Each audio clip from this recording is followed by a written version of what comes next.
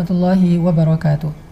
Allahu Akbar, Allahu Akbar, Allahu Akbar. La ilaha illallah, wallahu akbar. Allahu Akbar walillahil hamd. Alhamdulillah, akhirnya kita sampai di penghujung Ramadan.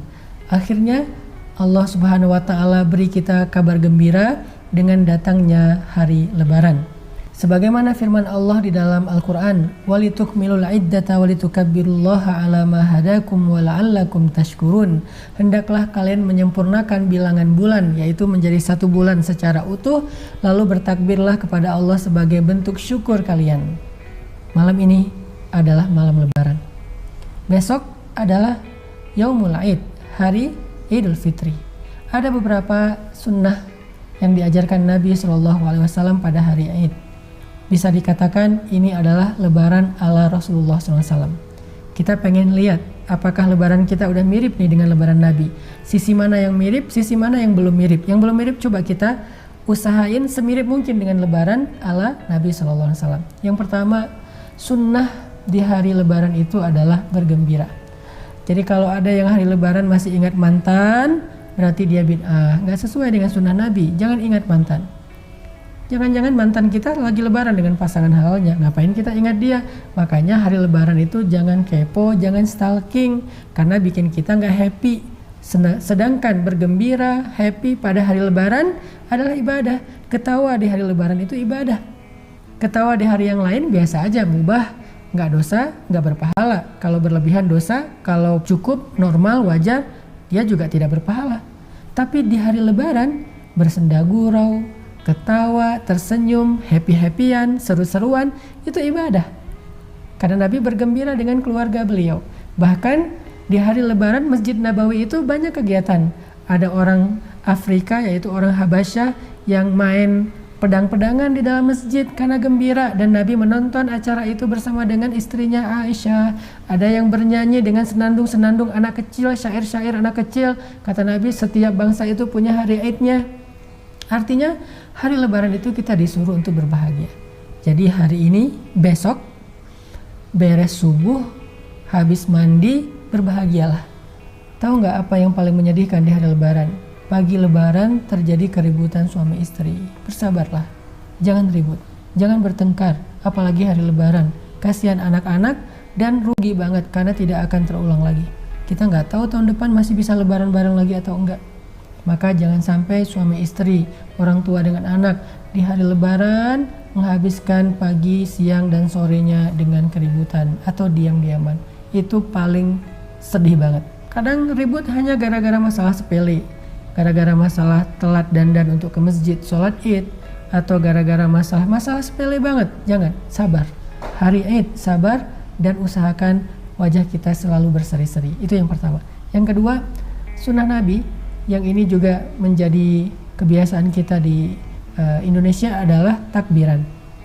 Dimulai dari malam Lebaran beres maghrib, takbiran. Dan itu bukan hanya sunnah Nabi, itu perintah Allah di Al-Quran. Walitukabbirullaha 'ala ma hadakum. Bertakbirlah kepada Allah atas petunjuk yang Allah berikan kepada kalian. Takbir. Dan takbir dengan berbagai macam irama, seru-seruan, happy-happyan. Takbir dengan rasa syukur, bukan takbir dengan sedih. Gimana takbir dengan sedih? Takbir tapi murung. Bertakbirlah dengan rasa syukur, bertakbirlah dengan happy, dengan wajah berseri-seri. Dan takbir bisa kita lakukan sepanjang malam, lalu nanti habis subuh ketika kita berangkat ke tempat sholat Id juga bertakbir sepanjang kita berjalan kaki, buat yang masih dibolehkan sholat Id berjamaah. Tetapi bagi yang nggak bisa sholat Id berjamaah karena nggak bisa berkumpul, mudah-mudahan kita minta kepada Allah ada keajaiban sehingga kita bisa sholat Id. Maka kalaupun nggak bisa, la tahzan, jangan berkecil hati, maka tetap bertakbir di pagi itu. Tetap memuji-muji Allah Subhanahu wa taala, semoga Lebaran kita tidak berkurang kekhidmatan dan kebahagiaannya. Yang ketiga, berbagi. Karena suatu hari Nabi melihat seorang anak kecil yang berdiri di pojok gang, nggak ikut main dengan teman-temannya yang lain. Lalu Nabi menghampiri anak ini dan bertanya, "Wahai anakku, kenapa engkau berdiri sendiri di sini? Wajahmu bersedih." Kata anak itu, "Wahai Tuhan, saya nggak punya orang tua, sehingga tidak ada yang membelikan saya baju baru. Kemudian Nabi merasa sedih, merasa sangat kasihan kepada anak ini. Nabi tersenyum mengatakan, wahai anakku, maukah engkau ikut bersamaku? Aku akan menjadi ayah bagimu, Aisyah akan menjadi ibumu, dan Fatimah akan menjadi saudarimu.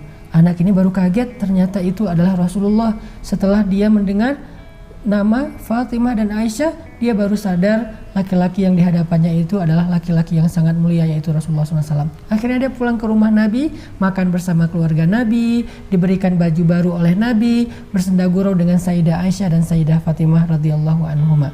Ini sunnah Nabi.